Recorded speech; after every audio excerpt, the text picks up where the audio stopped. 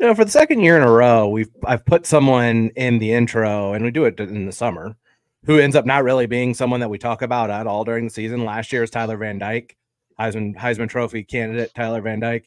This year it was Harold Perkins, monster defensive pass rusher, potential defensive player of the year candidate Harold Perkins. So otherwise, Brian Kelly moved to linebacker. I mean, hey, look, I mean, he might that move might help get Brian Kelly a Heisman Trophy winner at LSU. So hey, congratulations! Like, do what you got to do. Man, that is a thing I am tired of talking in our Discord about.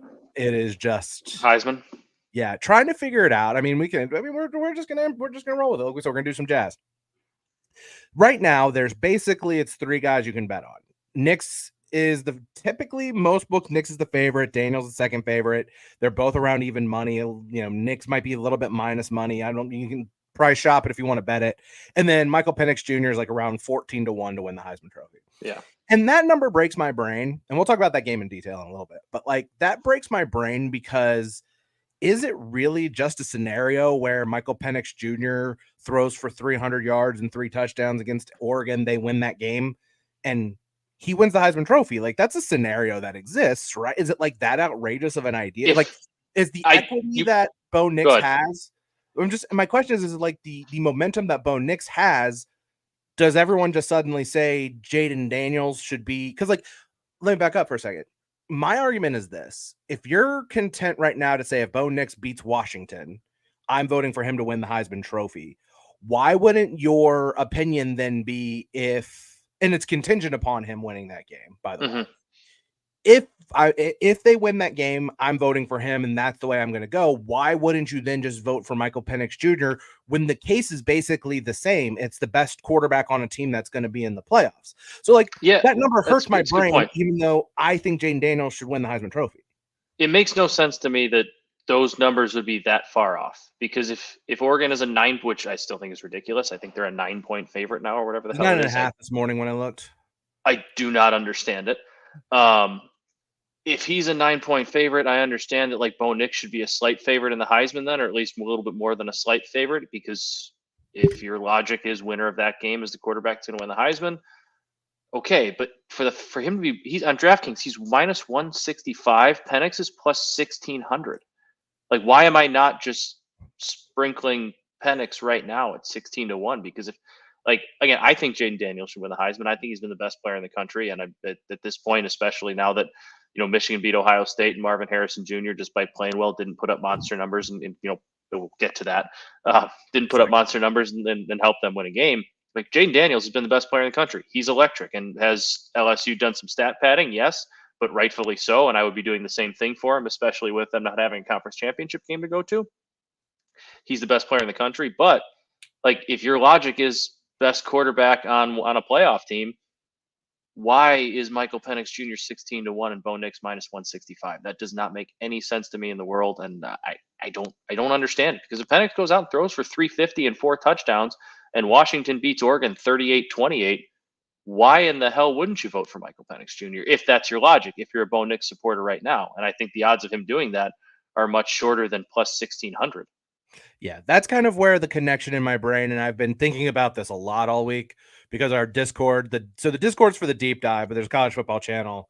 And the conversation has been that, and then all of the scenarios of what's going to happen with the playoff if X, Y, or Z happens. We can talk about that stuff later. But before we do that, let's recap what happened. I mean, it was a great week of college football. And I guess overarching before we talk about Michigan, Ohio State, and then Alabama, Auburn, I just like there was so much on display about what makes college football so great. And just like a lot of it is all of the pettiness that's involved. Like, the ability to taunt your rival or mess with your rival is in some cases even better than the feeling of winning. For example, Texas trolled Texas Tech and the commissioner of the Big 12, Brent Yormark, when Texas is up 50-7 in the fourth quarter by playing Brent Yormark's comments last year over the summer about how they needed Tech to beat Texas, or he wanted Tech to beat Texas.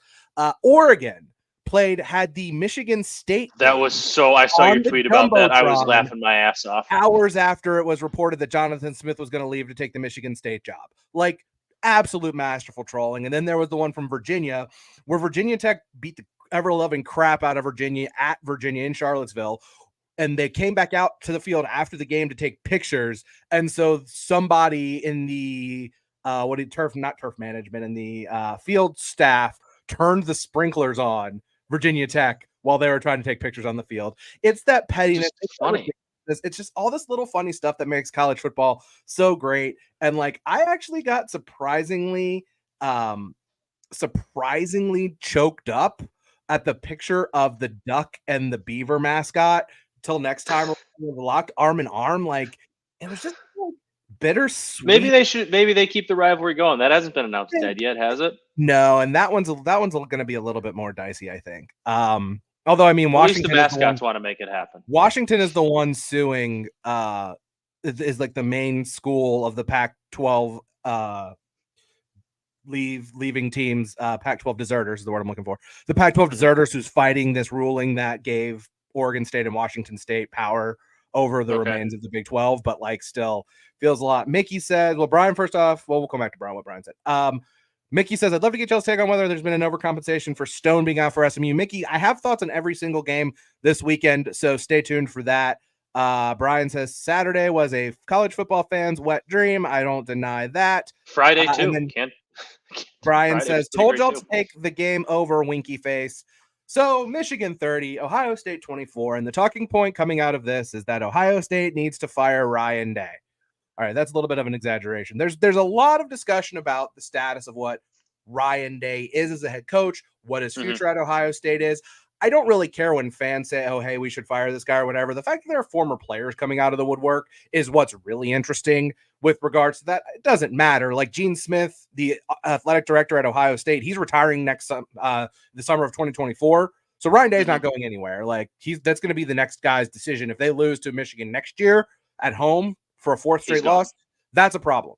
But right now, nothing's going to happen. He's not leaving. And, over the past how many ever hours it's been since that game ended, my thoughts on this have kind of changed. I do think that there are two elements of this loss that are squarely on Ryan Day's shoulders. First and foremost, the quarterback play in this game was why Ohio State lost. Their quarterback, Kyle McCord, made one really big mistake through an interception early in the game that led to a short field and a touchdown for Michigan, and generally speaking, hasn't developed into the kind of quarterback that Ohio State is used to having. And that was the big difference in this game on a down-to-down situation, is they just didn't have the quarterback play that we're accustomed to seeing. Now, in my mind, that is on Ryan Day. Ohio State had a plan of succession ready. It was going to be CJ Stroud, and then it was going to be Quinn Ewers. Then Quinn Ewers reclassifies. He enrolls a year early, so instead of just sitting for 1 year, he was going to now have to sit for 2 years. He then decides after 1 year, he can get a lot of NIL money from Texas, and he leveraged SMU against Texas to get more NIL money, and he goes to Texas, leaving Ohio State without the 5-star quarterback.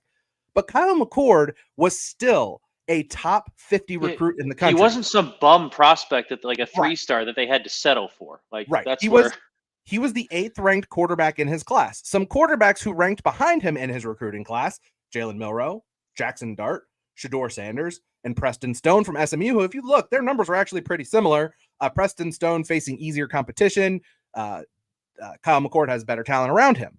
So Ryan Day's whole thing is that he's supposed to be a quarterback whisperer, right? Like that was his reputation. And it was well earned. If you look at the quality of quarterbacks that Ohio State has had since he's been coaching there, he's largely responsible for that. So I totally understand why people think he is his quarterback whisperer, but they had 12 weeks to get Kyle McCord ready to win this game, and he just couldn't do it. And I think that, to me, is probably the biggest thing. Like JJ McCarthy was also in that recruiting class. They chose Kyle McCord over JJ McCarthy, who loved Ohio State growing up, wanted to be an Ohio State Buckeye. But if you look at their recruiting rankings, JJ McCarthy was ranked higher, but it wasn't like some huge gap there. They were pretty evenly matched as recruits. So the fact that Kyle McCord was a 4-star recruit, top 50 national recruit, and he was not ready to go win this game for them after a season of prepping, that's on Ryan Day. And I'll also say this, Matt, I just think Ryan Day needs to be like 15 to 20% more aggressive as a coach. He coaches like he's coaching Iowa and not coaching Ohio State. He's got a talent advantage every game he coaches, unless he's playing Georgia or he's playing Alabama. You've got the best players. punted on 4th and 1 from his own 46, kicked that 52-yard field goal on 4th and 2 before halftime and missed.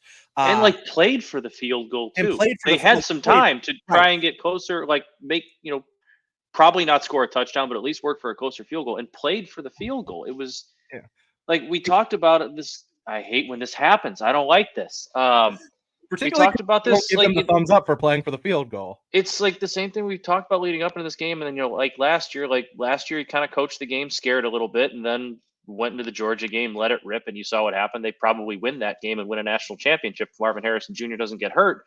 You'd think you'd learn from that. And then coming into this year again, it was more like you said, coaching Iowa, like coaching for a field goal field goals and field possession, like possession.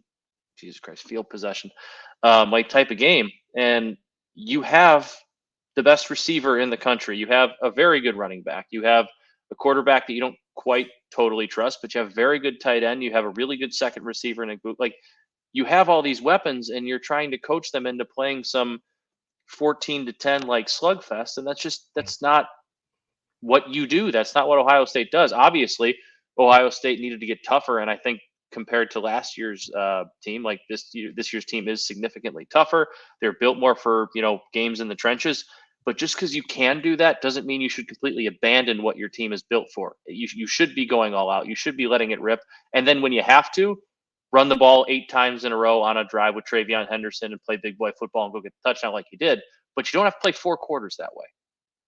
Yeah, Brian says, to be fair, that was 4th and 2 when they had time left. Risk giving you in the ball back with 2 timeouts and the ball after half. I understand that, but here's my thing: like when a coach decides to play conservatively, and this is more about punting than kicking field goals, but when you play conservatively and you say, we want to trust our defense, we trust our defense to get a stop, I understand that. But at a certain extent, if you're Ohio State in this situation with the talent that you have, when you play that conservatively, you're also sending the message that we don't trust our offense. And if you go for it there, if you're Ohio State with the amount of talent that they have, what you're saying is, 1, we trust our offense to get us 2 yards, particularly when they've been running the ball exceptionally well. And 2, we trust that our defense, which is much improved, is not going to let us down here. So you're actually putting faith in both sides of the ball there when you go for it. Whereas if you're punting, you're putting no faith in your offense at all. And and of course, it's like, okay, let me back up for a second. If you're like USC, if you're USC, you have to go for it a lot because your defense can't get a stop.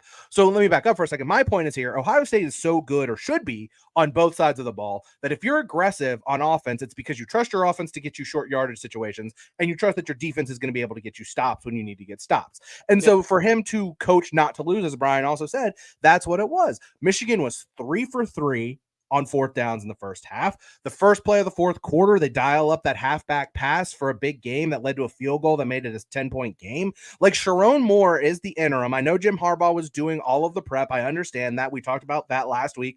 I said going into this, I like Michigan State's coaching staff a lot more in this game.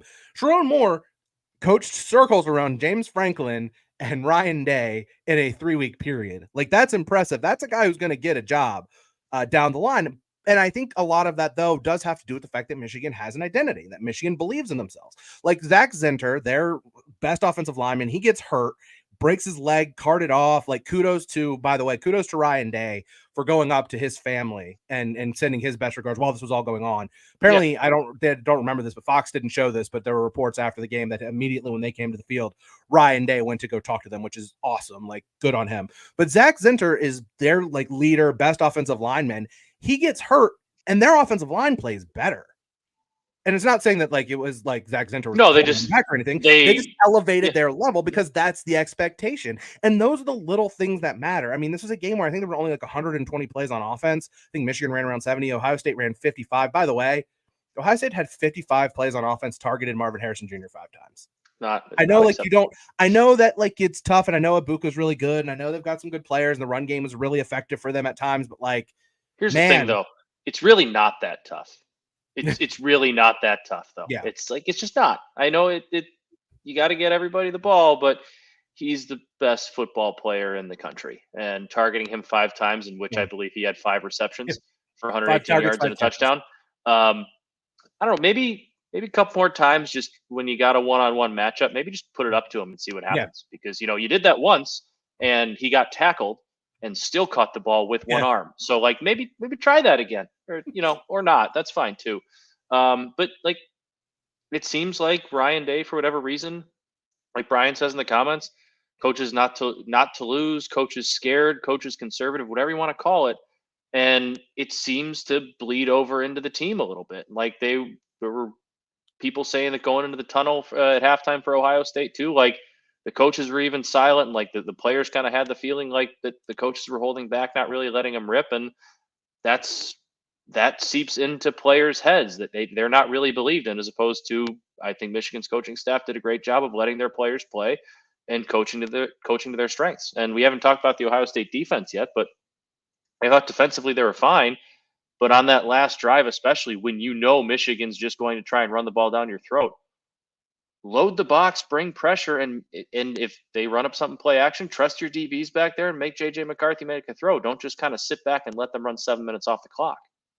I talked last week in particular about how overrated I think this idea that Michigan they just bullied Ohio State was last year. But I will say this: I think I saw this somewhere. I think in the 3-game win streak, Michigan has punted one time in the second half of these 3 games. I thought of the 2 games, this year's was a significantly more impressive win than the one last year. I think because I thought more complete. Yeah, like I thought last year Michigan obviously won the football game, but like they hit 3 home runs. Like they just kind of hit a bunch of home runs. And then I thought without those big plays, Ohio State was probably the more complete team. The Ryan Day coach scared. Like Michigan just hit their home runs. I thought this game, like they were just constantly them throughout. They didn't need to hit home runs. They were able to just kind of control the football game, play their game, and they won. I thought this was a more controlling win than the one at Ohio State last year. I'll say this. I think the counter argument to that is last year was at Ohio State, coming off of the streak ending, so extra motivation. Fair point. To win, and they had a better quarterback last year than they did. I guess in terms going on the road is always more impressive. Yeah. But just in terms of the straight up football game, what we saw from the 2 teams. Not going to deny that. I didn't write down the score of the Alabama-Auburn game. 20-something to 20-something. Something 27-24. Everyone's talked about it, so we might as well talk about it. This rivalry, at least in Tuscaloosa, it's been fairly normal. But man, in Auburn, weird things happen at Auburn. We talked about it. What do I always say, Matt? Because it's college football. Yeah. I said going into this game, there was no chance I was laying 14.5 with Alabama. Just because weird shit happens in this game when it's at Auburn, and I don't know why. And it does, and Auburn should have won this game. They muffed a punt with a backup punt returner, and Hugh Freeze said, I don't know why my backup punt returner is in. Ooh, okay. Am I still with you? Yeah, we got you. Okay, cool. The computer just like froze for a second. Hugh Freeze said after the game, I don't know why our backup punt returner was in the game. Great thing to say, coach. Good job. You should probably know that. And then the 4th and goal from the 31, everyone has talked about it, but like we might as well dunk on Auburn too. That's what you call on defense coming out of a timeout on 4th and goal from the 31. Yeah. Like, what do you think? I one day want to sit down with whoever the player was who was spying Jalen Milroe on 4th and goal from the 31 and just ask him what's going through your mind as this is happening. Are you sitting here just wondering why the fuck am I spying this guy on 4th and goal from the 31? Like, that is maybe one of the questions I want answered most truthfully of this college football season. Not why did you do that, because it's really stupid. I want to know what he's thinking, that player. I don't know his name off the top of my head. I'm sorry, I'll look it up later. But like, what's going through his head? Because that sure as hell wasn't his decision. I didn't even do that this time. It wasn't his decision. I don't know why I can't get it to have it on mine. I'm sure it wasn't his decision to spy him there, but man. Like, I saw a lot of people getting on Auburn for not like bringing pressure on Milroe too, which like whatever. If you're offended by that, that's fine. But Dan, I was at a Friendsgiving. I was standing next to my buddy watching this game, and that was the first thing that popped into my head too after the play was, all right, if you're only going to rush, if you're going to drop 8, why the hell are you having somebody spy him on the 30-yard line? You already have 8 people back in coverage. He's not going to run for a touchdown, and it doesn't matter if he picks up 27 yards. He needs to get 31. Either have that guy rush or drop a 9th man into coverage. Don't just have him stand there and spy from the 30-yard line. Oh my God. I don't get it, man. Alabama survives. Jalen Milroe says, give me the Heisman Trophy. Yeah, sure. You'll get some 4th place votes, I'm sure. I like his confidence. Good for you, Jalen. Great ball. Perfect ball. We'll talk He's about that game. developed quite a bit as a thrower Yeah. over the year or over the season. I mean, it was just a weird weekend in college football. Georgia struggled with Georgia Tech.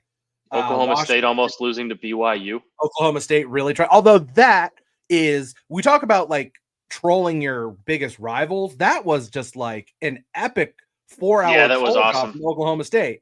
Like, hey, Oklahoma, we're going to play really bad and make you think you got a shot to get into the Big 12 championship game. And then we're going to yank the rug right out from under you after that one is over. Let me tell you, Matt, it is an awful experience. It is an awful reality experience rooting for the Florida Gators in football.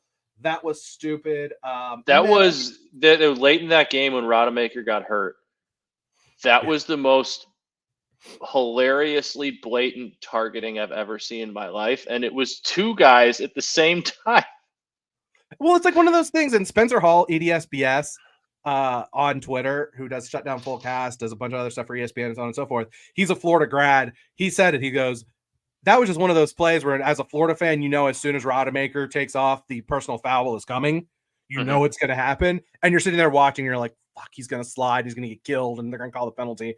Sure enough, that's what happened. So go Louisville. We'll talk about that game too. And then the last thing I want to mention real quick, Matt, because we talk about rivalries and things that matter in college football, the Big 12, the Big 12, they have protected some rivalries going forward because there's a million teams in the Big 12 now, even with Texas and Oklahoma gone.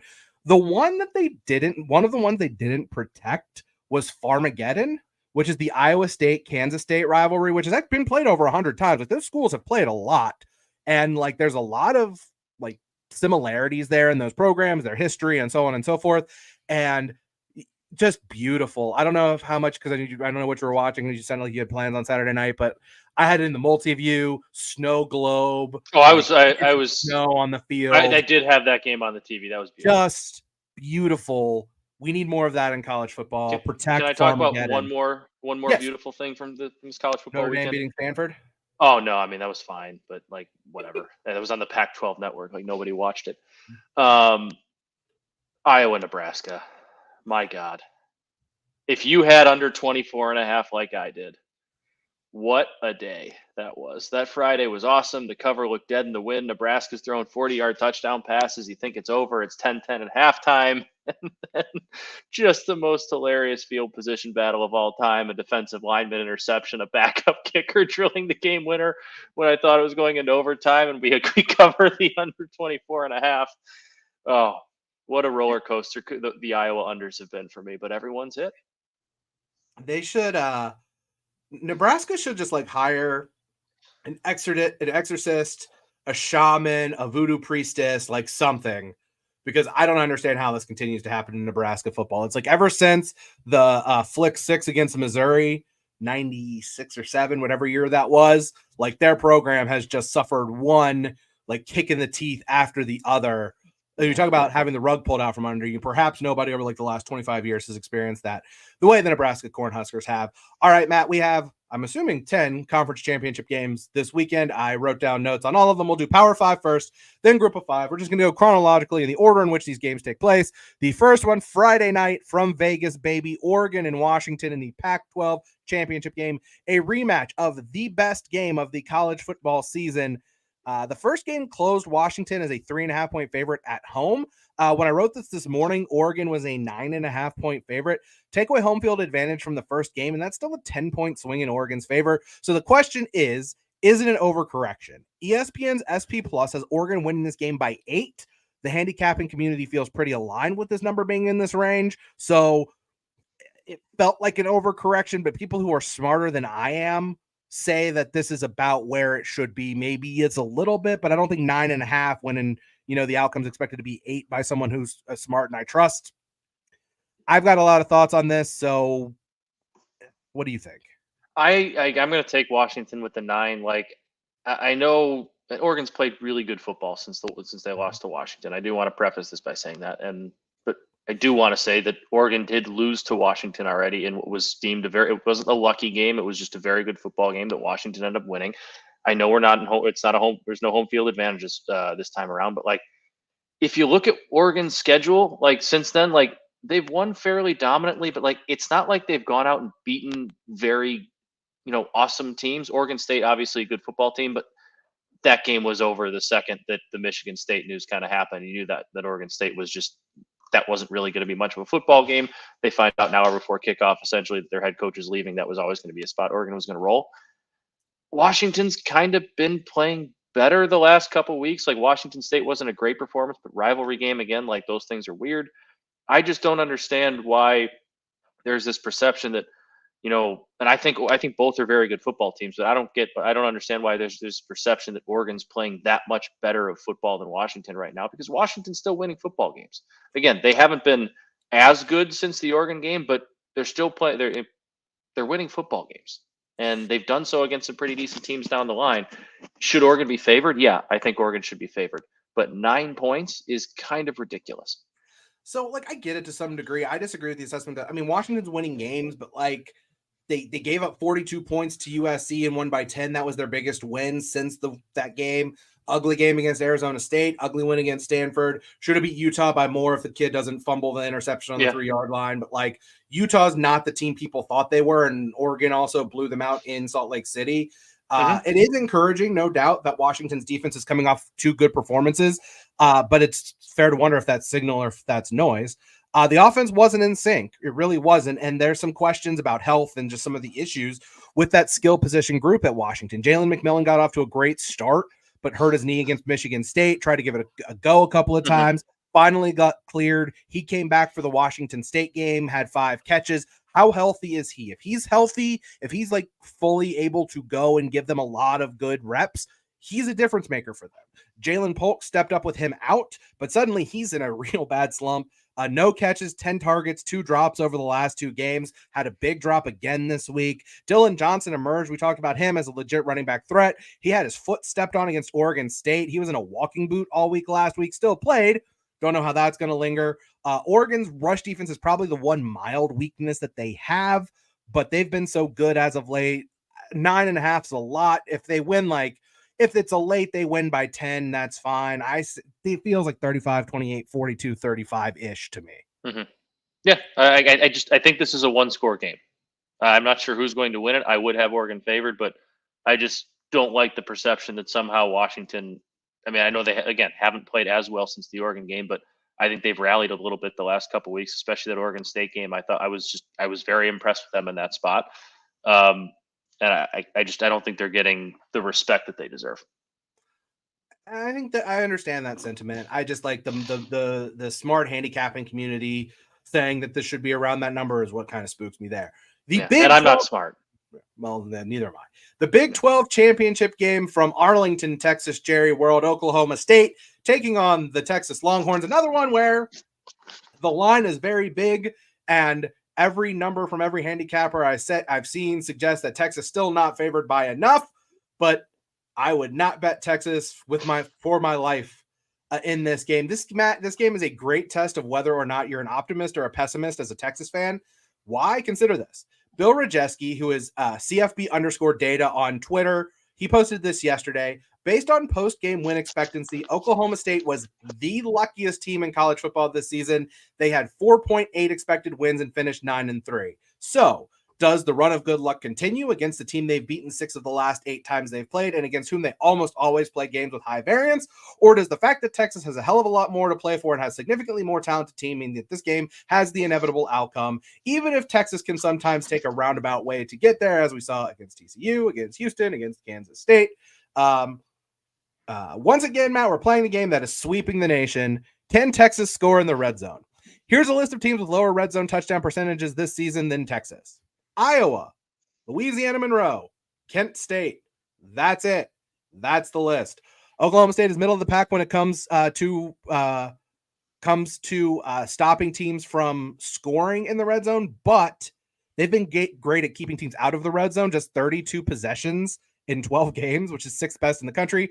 Oklahoma State also pretty bad at converting good possessions into points, and the Texas defense is the complete opposite of Oklahoma State in that they give up red zone chances, but good at keeping teams from scoring them and turning them into touchdowns. This game also features one of the most interesting matchups of the entire day in college football. Ollie Gordon, the Oklahoma State run game versus the Texas defensive line. Gordon leads the country in rushing despite not really playing the first 3 games. The Texas D-line, 3rd in the country in line yards allowed, 2nd in EPA per rush defense. Tavondre Sweat and Byron Murphy, the elite defensive defensive tackle duo in all of America. Iowa State challenged Texas's manhood, and Texas held them to 9 rushing yards. Expect some motivation from the Texas defensive front in this game. And then my last point on this, Matt, this is another one of your this is the transfer portal era of college football moments. The factoid of the week: Alan Bowman has quarterback for Oklahoma State. He's played Texas one time before. That was for Texas Tech in 2022. He had 331 yards, 5 touchdowns, 3 picks, but Texas scored 14 points in the final 3 minutes to force overtime and won the game. Oh, I remember that game. 56. Does Oklahoma? So, like, do you think this game's going to end up being close? It shouldn't, but you and I share similar fandom in teams in that both of our teams seem to try and, despite when games should be easy, sometimes for whatever reason don't let things be as easy as they should be. I still think Texas covers in this game. Like, I think they're playing really good football and they're starting to click. And like that Texas Tech game was could have been a weird spot where they kind of play with their food a little bit and make things harder on themselves than they should have. They didn't. They went out and absolutely stomped them. Like you said, the defense against Iowa State was absolutely dominant against the run. That's what Oklahoma State does well. If they can take away Ollie Gordon, I don't think Oklahoma State has really any chance in this football game. And like Texas is just a significantly better team. They should win this game by a lot. But just weird things tend to happen in this game. A lot of times with Texas, like weird things tend to happen. They're good enough. They should win this game by a lot. But man, like, I don't know, like weird stuff happens, especially with these two teams in this conference championship game. If I had to bet, I would probably bet Texas and then, hold my nose with the 14.5 laying it, but I'd be worried just because of the nature of how weird the, especially Big 12 games involving Texas seem to be. Yeah, Quinn Ewers needs to cut down on some of the red zone turnovers. That's been a problem. Xavier Worthy is like, he's super weird game on Saturday. He had to be helped off the field twice, and when he came back in each time, he like had big plays. Made no sense. Their Texas's running back room's a little banged up right now. CJ Baxter got hurt. Jaden Blue filled in pretty well for him. Obviously, Jonathan Brooks out for the season with the ACL. So who knows what's going to happen there. We have breaking news from our guy Brian, who I'm surprised this one came across his timeline and it wasn't just NFL news for him. Just in, Oregon State and Wazoo finalizing a scheduling agreement with the Mountain West for 2024. I think that's a not super surprising. No, it makes a lot of sense. Plan. And we talked about, there's going to be some realignment stuff going on. Delaware is moving up to FBS in a couple of years. And one of the things I was thinking about the other day is because everyone's like, every time an FCS team makes the jump, everyone's like, when is North Dakota State coming? And it's like, nobody wants them. I think Idaho's going to jump back to FBS at some point because Washington State needs a dance partner and those campuses are really close together. So anyway, if Washington, Oregon's not the best game on the schedule, the SEC championship, Alabama versus Georgia is. One of my mantras has always been there are levels to this with college football. I talked about it. I'm not going to deny that what Alabama has done in finding ways to maximize Jalen Milroe's strength has been impressive, but I always felt like Georgia was going to be a big step up in competition for Milroe and the Alabama offense, and that Georgia was just a shoo-in to get through the tide. But now I'm not convinced the Georgia defense is Georgia defense good. It's been 4 games in a row where the Georgia defense has looked pretty uninspiring at times. Over that stretch, Georgia's bottom 10 in rush defense PPA and rush defense success rate in the country. Georgia struggled with run game discipline against Auburn earlier this year. It seems like playing a quarterback who is so good at improvising with his legs might be a problem. On the flip side, do you also just get the feeling that Georgia's been preparing for Alabama for more than just this week? Definitely felt like that against Georgia Tech. And I think Kirby Smart has been really thinking about how to limit Milroe. I think he's been staying up at night. The game plan is simple. Take away the deep ball, make him beat you on throws between 10 to 20 yards. But executing that is easier said than done. You also need to have really good discipline to keep him contained, not let him break free and run the ball. Also concerned about the injury situation with Georgia's offense. Brock Bowers, Ladd McConkey, Rara Thomas, and Tate Ratledge all held out of the Georgia Tech game, presumably to get them healthy for this one. Kirby said Bowers was the closest of the 4 to playing last week. That's a lot of production at the skill position and one of your best offensive linemen who are dealing with injuries. On the bright side for Georgia, their run game has really come alive the last few weeks. They've been able to lean on that, which is interesting because their run game was really unimpressive early in the season. Can they keep Alabama off balance? I'm a huge fan of Carson Beck. I'm excited to see him in a game that could be even-ish from start to finish because other than the Auburn game, we haven't really seen that from Georgia. This team has just had another level than everyone. Even when their defense hasn't played well, their offense has just continued to have another level. May not be the case on Saturday. I'd need Georgia to win so that I don't have to listen to whether or not Texas or Alabama should get a playoff bid if Florida State loses. So go Dogs for multiple ways there. What do you think is going to happen? I really like Georgia in this spot. Like Alabama's been it's very impressive what Nick Saban, what Tommy Rees have done with this offense and gotten them kind of up off the mat after the Texas game and then after the USF.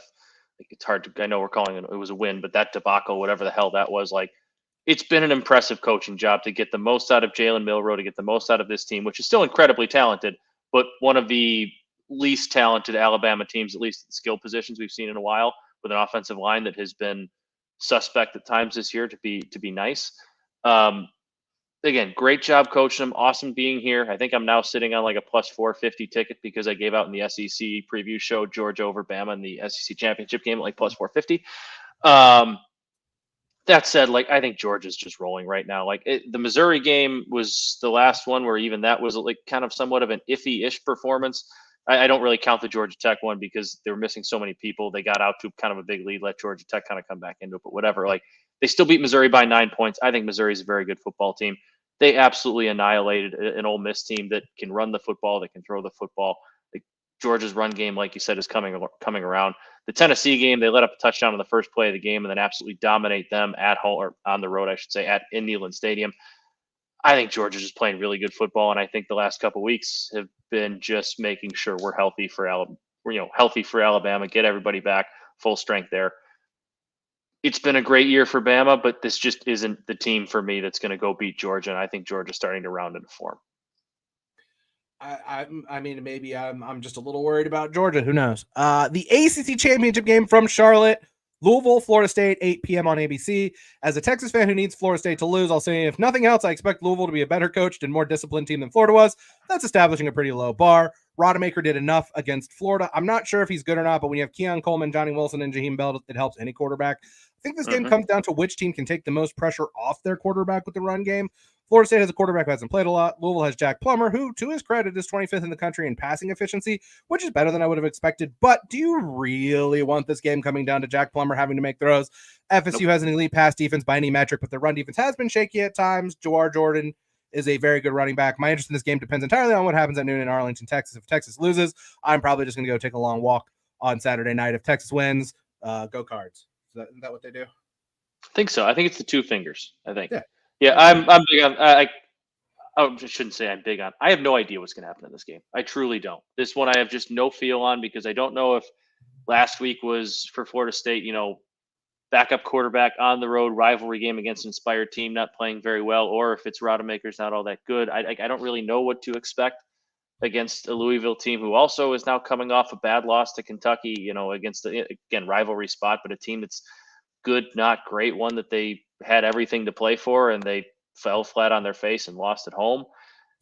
I don't know what to expect. I hope Louisville wins because if Florida State wins, they deserve to be in. That's running the table. That's winning the ACC. But also, if Florida State wins, they kind of have no chance against whoever they're going to get in the first round, whether that be Georgia, whether that be Michigan, whether that be somebody else. I don't really know. I just hope Louisville pulls this one off because I just want to see the four best teams in the college football playoff. And with a healthy Jordan Travis, I would probably agree that an undefeated Florida State is one of the best four teams in college football. But without them, they're just not, and it's unfortunate. It's a really shitty way to have your season end. But like Florida State's national championship hopes kind of went away with Jordan Travis's ankle. Yeah, I mean, as a Texas fan, I think we'd beat Florida State by a touchdown, 2 touchdowns without Jordan Travis. Florida State wins the game. If Florida State wins the game on Saturday, to me, there's no denying that they deserve to be in. I think what ends up happening. So we're gonna do scenario season because we're not really doing scenario season. There's just a couple of things that legitimately could happen, and that's going to change it. We'll do that, I guess, after we do the last one in a second. But I will say this, because it involves Florida State. Think of all the favorites win this weekend. I think it's pretty easy for the committee. I think it's Georgia, Michigan, Oregon, and then Florida State, I think, gets a tax. I think they end up with the 4 seed because of the Jordan Travis injury. But if they win, they're 13-0. They deserve to be in the playoff, regardless of who their quarterback is.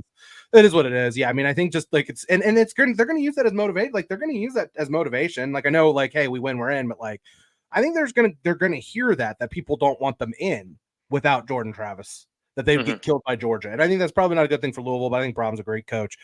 Nevertheless, the last one that doesn't impact the playoff, the Big Ten, I'm not talking about this game. Here's a list of Iowa-related team and player props for this game that were up this morning. Deacon Hill passing yards. Do you want to guess what his over-under on passing yards was? 67.5. 101 and a half for passing yard quarterback prop for a non-triple option team in a conference championship game at the Power 5 level. Deacon Hill so bad. Deacon Hill over half an interception. So basically Deacon Hill to throw an interception is minus 225 on DraftKings. Iowa's team total under 7.5 points, minus 220 on DraftKings. Iowa total touchdowns under half a touchdown and minus 155. And then this has actually taken money, but as of 9:30 this morning, Iowa's first half team total over half a point was even money. You could have gotten even money on Iowa to score any fucking points in the first half of this game, and they're playing in a Power 5 conference championship game on Saturday. It would certainly be, and I'm not the first person to bring this up, it would certainly be the funniest thing in college football history if Michigan goes undefeated, beats Penn State and Ohio State with Sharon Moore, and then Jim Harbaugh comes back and they lose to Iowa. Would be the funniest thing that's ever happened in college football, but that's not going to happen. Michigan's going to win this game. I'm not going to watch any of this. I hope the final score, though, is funny. I remember the Falcons lost a playoff game like 27-2 against the Giants one year. I want Iowa to lose this game, but score 2 points. Like 30-2, 17-2, 31-5. I would like go. to be 31-5. There you go. I don't know. It's so weird that we're talking about a Power 5 championship game that just has legitimately only one result being possible. Like there's just Iowa. It's unfortunate that Iowa doesn't really have much of a chance because it's the Big Ten championship game. It should be a game, but like they just can't do anything offensively. And it's too bad because they do have they have objectively a very good defense. Like the special teams, they're very well coached on special teams. Their defense is amazing. Is Cooper DeJean playing? I thought he was out for the year, but I'll be honest. Oh, is he out for, which is that's might not matter, but that's also unfortunate for him because he's a very good football player. But like with him out, he's a big part of their defense, big part of their special teams. Like the fact that I know they're on a backup quarterback, but the fact that Iowa and their offensive line and their traditional ability to run the football just isn't even there this year is mind-boggling to me that it's this bad on that side of the football because the other two deserve a lot better. Texas, Florida State loses, Texas wins, Alabama beats Georgia. Who's the 4 seed? Say that again. Florida State loses, Texas and Alabama win. 1 is Michigan, 2 is 1 is Michigan, 2 is Oregon. 3, I'm forgetting somebody. No, Florida State. Wait, what am I? No, Florida State wins. Sorry, let me back up. Florida State wins. Texas wins. Alabama beats Georgia. Number 1 is Michigan. Number 2 is Oregon. Number 3 is Florida State. Number 4 is whom? Texas, Alabama, or Georgia? Who do I think it should be? Who do you think it should be? I think it should be Texas. Who do I think it will be? Alabama. It should be Texas. It's going to be Texas if that happens. I hope you're right. I think it should be Texas because I'm a big proponent of if we already played, then you deserve to be in. But if that's the case, like I could just see the committee being like, I don't think the committee's going to leave an SEC out, even though I guess Texas kind of. But it's and again, I cannot stress enough that if that's the scenario, I will think Texas should be in it. I will think they got robbed if they're not in it. But I'm just gut feeling in this one. I don't think they will. You can't say they would never leave out an SEC champion. We haven't had the SEC champion losing by 10 points at home to the team that they're contending for that last spot for. So Texas will be in. I will say, however, like this is the only scenario that's going to drive any kind of clicks. Like they were talking about it on First Take. I didn't listen to it because I'm not going to listen to that. But they were talking about it on First Take. And Kirby Smart is using this as motivation. Kirby Smart is saying nobody believes in us because they're talking about this. They're just trying to drive content, Kirby. No, but Kirby's like in his head. He's like, nobody. That's what football coaches do. That's what Kirby Smart does. I've talked about here's another wrinkle. And I'm probably the only one who thinks this has any chance. But like, what if Oregon and Washington play a classic that goes to 3 overtimes and Oregon wins the 2-point conversion contest? And Washington's only loss, like last year, TCU's only loss was a conference championship game. Yeah, I think. And I know it's because there was a much like clearer playoff picture, but last year we're going to say we're not punishing a team for making their conference championship game. And if that happens this year and they lose in, if they lose in overtime or a heartbreaker, last second field goal, whatever, now we're going to punish teams for losing their conference championship game when their only loss is also against the team they beat. Just saying, Well, that's another scenario you have to keep in mind. Here's the issue, though. Okay, last year Ohio State got the 4 seed. Yeah, Ohio State got the 4 seed, and they didn't play for their conference championship, which leads me to believe there were only 3 power conference teams with 1 loss, right? Last year's playoff picture was significantly less crowded. So if there are 4 power conference teams with 1 loss, then they win their conference championships. Those are the 4 teams that are going to make it. Probably right. Now, how that changes. Like that's why Washington, to me, is screwed. Like Washington win and you're in, lose and go to the Fiesta Bowl or whatever secondary New Year's Six Bowl they're going to go to. All right, we'll do a little wrinkle. We'll try to go through the group of 5 games as quickly as I can. I've got some notes. Friday night, 7 p.m. CBS Sports Network. Liberty, a 10.5-point favorite at home. That is a campus site against New Mexico State. I love the Ags. Would love to support them here, but I have a hard time going to war with them. Maybe I'll abstain out of respect, but this betting against them. But this is a bad spot for them. Long road trip to take on a coach in Jamie Chadwell, who for some reason just keeps getting ignored by Power 5 teams, with a former top 50 national recruit at quarterback who is 4th in the country in passing efficiency and also has 900 rushing yards. The only thing New Mexico State does well defensively is keep quality possessions from turning into points, but they aren't good against the pass. They aren't good against the run. Liberty is very efficient on offense. On the flip side, Liberty's defense has respectable success rate numbers, but poor EPA numbers, which means they're prone to giving up explosive plays. This is a showcase chance for my guy, Diego Pavia, the most exciting quarterback in the country. ESPN doesn't know exists because he doesn't play for a playoff contender. Honestly, like Nix versus Penix is obviously like the marquee quarterback matchup. Beck versus Milroe is the second, but Pavia versus Caden Salter might be the 3rd best quarterback matchup we have in the conference championship weekend of all the 10 games that are going on. Do you have any thoughts on Conference USA? If you don't, no, it's okay.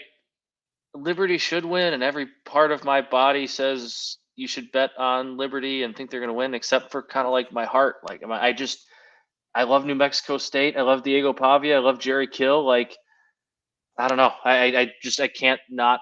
I think I'm going to bet them with the 10. Real quick, Brian says Georgia, Michigan should be in no matter what happens, but I don't think they will be. I don't think Michigan should be in if they lose to Iowa. Georgia's a different. Agreed. In the MAC at noon on Saturday from Ford Field in Detroit, Toledo, 7.5-point favorite over the Red Hawks. So the Red Hawks of Miami of Ohio. Sure. Yeah. Since the start of conference play, Miami is top 25 in defensive PPA and success rate and have the best average starting field position in the country. They're in the 90s in success rate, but because they get such good field position, they score enough to win. Their offense is not very good. These teams played in Miami in October. Toledo was up 21-3 at halftime, held on for a 21-17 win. It was a rock fight type game. Miami sustained nothing, but hit some big plays, probably because of the game state. But it was a 4-point game in Miami, and Toledo had to let them come back to get there. So 7.5 seems reasonable. Yeah, I'm going to go with Toledo. I think Toledo is just a very good football. I know underdogs and overs is my matching system, but it's not Tuesday or Wednesday, so we don't abide by the system on weekend games. I just think Toledo's a very good football team. Miami, Ohio's had a fine year in the MAC, and they've been solid. But I think Toledo's a good non-MAC team as well.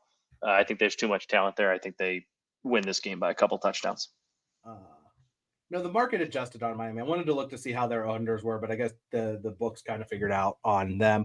If Toledo wins this game, by the way, they're going to finish 12-1 with their only loss, 2-point loss to Illinois. I know Illinois wasn't very good this year, but still pretty on the road, Power 5 early in the year. Yeah, damn good season. Very good season for them. 3 p.m. on Saturday, Boise State at UNLV. This game's on Fox. UNLV, a 2.5-point home underdog. Matt, do you know how this ended up the matchup in the Mountain West? No, but I'd love to hear why. Or how. The computers chose it. Oh, BCS. So there was a 3-way tie involving San Jose State, but because UNLV and Boise State didn't play each other, they couldn't use any of the traditional tangible tiebreakers. So they had to go to some computer ranking system, and some of the computers didn't update till Sunday. So we didn't know who was playing in this game till Sunday. College football. Boise State is attempting the rare fire your coach midseason win the conference thing, which means you kind of have to root for them in some degree, I guess. They dead cat bounced their way here, winning both games after firing Andy Avalos. George Holani missed 6 games, and Ashton Genty really took the reins of the Boise run game. So now Holani's back, and they have one of the best 1-2 punches in the country. UNLV, watch them. Their quarterback, Jaden Maivia, and his favorite receiver, Ricky White, 75 catches, 1,300 yards, half of their 14 passing reception touchdowns. This season, they'll need to hit some big plays and hope Taylon Green throws a pick or two, which he's prone to do, but Boise State's probably a little bit better. UNLV kind of spit the bit a little against San Jose State, but you got to just love the idea of fire your coach, win your conference.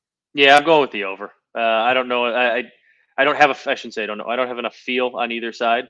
and 58.5 in the Mountain West championship game just seems like a lot of fun to root for. So we're going to take the over. It is at Allegiant Stadium, and I'm assuming it'll probably be indoors because it's Vegas in the winter. And ask Formula One, they found out that it actually gets cold in Las Vegas this time of year. App State at Troy. This one is a campus site. Troy 6.5-point favorite. This game's 4 p.m. on ESPN. Mark Stoops staying in Kentucky was probably good for Troy in this spot. John Summerall has now gone 10-2 in each of his first 2 regular seasons at Troy, and as a Kentucky alumnus and former Wildcat assistant coach, hiring him to replace Mark Stoops would have been the biggest no-brainer of this entire coaching cycle. So nevertheless, Stoops still there, Summerall still there, 6.5 about where this line should be. Joey Aguilar has 17 touchdown passes during App State's 5-game win streak. I do not see them winning here. They have been playing better, but John Summerall and Troy have done just a phenomenal job there. Agreed, and I think Troy having the home game here helps a lot too. So I'm going to roll with them. Like App State has had that nice win against James Madison. They've been playing better football, but give me Troy in this one. I think they're just a better team. And to answer Mickey's question from earlier, I hope Mickey is listening. SMU at Tulane. Tulane a 5.5-point favorite. This is a home game for them. 4 p.m. on ABC. This jumped up from 3.5 to 5.5 when it was announced that SMU quarterback Preston Stone was out for the rest of the season with a broken bone in his leg, suffered in the Navy game last week. Kevin Jennings will take over at quarterback. He's a former state champion at South Oak Cliff High School in Dallas. I know SMU people are very high on his potential. They think he's got a higher ceiling than Preston Stone does, but also Preston Stone had a pretty good year, so maybe let's tap the brakes a little bit. But he's thrown just 24 passes. Tulane didn't have a good replacement for Ty J. Spears this year, so they've been a really one-dimensional, which has caused them to struggle to finish drives. But Michael Pratt's really good. SMU doesn't give up a lot of quality possession, so that they can keep that up, and Jennings isn't completely overwhelmed. This could be a very, very fun game. Winner likely goes to the. Is it the Fiesta Bowl now? Peach? I don't remember where they I don't play. know. One of those New Year's Give me Six a couple bowls. thoughts. I'm going to look up the most recent bowl projections. I'm going to roll with Tulane in this one. It's as simple as Tulane has their quarterback playing. Their quarterback's very good, and as much as as high as the ceiling as SMU's. What was the backup coming in?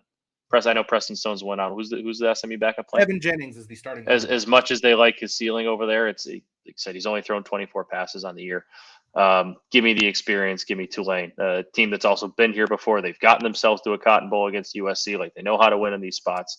Only 5 points with the better quarterback significantly. I'm going to roll with Tulane. So ESPN, both Bonagura, I think it's Kyle's first name, Mark Schlabach, both of them have Tulane playing Missouri in the Chick-fil-A Peach Bowl. So I think you can go ahead and pencil. That'd be a game. I think it might be a fun game. Pretty entertaining game. Missouri's had a really good year. Let's see. The Athletic has Tulane playing Penn State in the Peach Bowl. So the winners will be in the Peach Bowl. Whom they play, TBD. Another reason, by the way, that game Mizzou sounds fun. Penn State sounds gross. Penn State sounds like a drag. Although James Franklin losing is always fun, so I would probably enjoy that a lot if they lost to Tulane. Another thing that I'll say though is here's another reason to root for Texas. Not just kidding. Don't have to root for Texas. Another reason that I'll root for Texas. Fuck them. Well, yeah. I mean, if you don't, I'm going to be mad at you. I always root for Texas with you, except they don't play Notre Dame, so I don't. It's I sometimes root for Notre Dame. Which, I mean, as much as I think you can ask anybody to root for Notre Dame. So that's fair. If Texas wins but doesn't, in a weird way, knowing Texas's fate would be better for them as a fan, because if they win this game but don't get into the playoff, they're probably going to the Cotton Bowl. It's going to be another game in Arlington. Oh, and it's I don't want that. Rose Bowl and Sugar Bowl. Now, granted, the two best games are the Rose Bowl and the Sugar Bowl, and those are the playoff games. So, sure. But, send them to Tempe. Send them to the Orange Bowl. I don't know the last time Texas played in the Orange Bowl. I'd have to look that up. That would be great. But, the Cotton Bowl, man. So, we need Texas. I'm sure there's money and all that behind it, but I hate the conference affiliations with, the New Year's Six Bowls. I know you have to get reps from all the conference winners into those games and whatever. But can we mix it up? Can we hit shuffle on who's playing who, so it's not just the same, essentially essential conference matchups every year? I would like to see that. Texas has not been to the Orange Bowl since 1965. Send them there. Yeah, they played Alabama. Texas won 21-17. The MVP of that game was Joe Namath. Give me Texas, Ohio State in the Orange Bowl. There you go. If they don't go to the playoff, obviously. Wouldn't that be an awesome matchup? Texas has only played in the Orange Bowl twice, so why not? Quinn Ewers versus Ohio State. Let's The go. script writes itself. Absolutely. Texas wins. They're probably the 4 seed. They're probably playing Georgia and New Orleans, which would be awesome. I was kind of hoping for the Rose Bowl because I have people I can stay with. Mm-hmm. So at least I just have to pay for the flight and the ticket. Like the hotel just probably puts it over the top for me. But let's see real quick before we go, because I don't know if we're gonna do a show next week. I don't know what the schedule is gonna be. Bonagura has Notre Dame in the Pop-Tart Bowl, which now has an edible mascot. I saw that. Yeah, I would love that. And Schleba has Sam eating a Pop-Tart mascot while celebrating a Pop-Tart Bowl win. Just great. Here you go. Mark Schleba is really being a troll. Guess who he has Notre Dame playing? LSU. A lot of people have that. That's a very real possibility. That would be awesome. Give me that and give me Oklahoma and US. This is the last show we will do before. If we do a show next week, we'll know what the bowl matchups are. Yeah. When we do another show, regardless of when that is. Yeah. Like, give me that. Give me Alamo Bowl, USC versus Would love it. Oklahoma. Would love it. We're not going to get it, but like, plus it's not going to happen. Also, I understand. Someone made a good point to me that like the era of players opting out of bowl games, players going in the transfer portal, players playing in these minor bowl games are playing there because they want to be playing. Nevertheless, it appears as if UCLA is going to be playing in the Independence Bowl in Shreveport, and I cannot think of a scenario in which a team would mail in a bowl game worse than UCLA, going to. Yeah, this is one of my favorites. Like times, betting, like whatever, is seeing the who doesn't want to be there in bowl games, because that's definitely a thing, and that's definitely a spot where we're fading the hell out of UCLA. It was the producer Dan Give a Damn index, which I came up with last year, and really didn't do that well for me. Because again, like I do think it is a valid point. The idea of like, hey man, the idea is right though. If I'm not transferring, I'm not opting out. If I'm playing in this game, I'm going to go play hard. Although I mean Shreveport in late December, woof. Yeah, man, that's all I got. Looking at some of these potential bowl matchups. Ugh. Yeah, we have a potential Northwestern versus Auburn Music City Bowl. Like, ugh. Ooh, Tony the Tiger Sun Bowl, North Carolina versus USC. It is the number 1 versus number 2 pick in the draft. Ooh, that would be, and neither of them playing. That would be awesome too. That'd be fantastic. I need USC Oklahoma. Yeah, I don't think it's going to happen. I think they're going to do everything. I think cowards everything in their power to make sure that does not happen. Cowards. Right, bud, we made it through the season. It's sad. They should play like sad piano music. They should. Sad piano music. Maybe we'll do bowl previews. Maybe we'll do a reaction show. I don't know. We'll figure it out. I'm playing life day to day, ear to ear, playing it by ear right now, man. I'm not trying to do anything beyond what's right in front of me right now. And what's right in front of me right now is hopefully a nap if my puppy's asleep. If my puppy's not asleep, I might be in trouble. And then Texas winning the Big 12. Texas going to the playoff. Texas beating Georgia. Texas beating Oregon. And winning the national championship, because that's definitely not going to happen. But nevertheless, it could. Hey, look, chip chair and a chance. That's all we need. Florida State, everyone better be rooting for LSU. Like Georgia, I'm looking at you. You better be rooting for Florida State to beat Louisville, because you do not want to see those Texas Longhorns. You don't care. You'll beat them. Although they'd probably rather face Florida State, though. Oh, absolutely. Yeah. I will say this. Next year, Georgia, my brother texted me. He says, where are we sitting? And I was like, they must have come out with the schedule. They've leaked a little bit of the SEC schedule. I don't know why I was doing the Tommy DeVito hand signal there. They're playing in Austin, Texas, and Georgia, October 19th. The next day is the U.S. Grand Prix at the Circuit of the Americas in Austin. So you have the Texas-Georgia game the same weekend as the F1 race. So if you plan on going to the Georgia-Texas game, I'm not lying, book your hotel now. Like, you have yourself a weekend, Dan. Have yourself a weekend. Go see some Formula One. Go watch the Formula One race this weekend. They're not racing for anything. Oh, no, it ended. The last race was this weekend. So nevertheless, enjoy the football. Starts on Friday night. Watch both games. Watch the Liberty game. Watch it all. It's going to be awesome. FCS playoffs, Montana State, North Dakota State, a big game this weekend as we get to the, I think this is the round of 16 as we head to the quarterfinals. We're getting close to the finals in the Division 2, Division 3 level. A lot of great football left to be played. Bowl games are great, no matter what anyone tells you. If anyone tells you bowl games aren't great, tell them they can go suck eggs. We watched the Bears and the Vikings. They don't like fun. We watched the Bears and Vikings play on Monday Night Football last night. The Pop-Tarts Bowl between Northwestern and Auburn is a holiday compared to that. For Matt, for Phil, who's apparently in the quarter, hopefully we can get Phil at some point in the offseason. Who knows? But we will maybe be back at some point to talk about bowl season, all of that some other time. Good luck, everyone, this weekend with all of your bets. Enjoy the football. We will talk to you soon.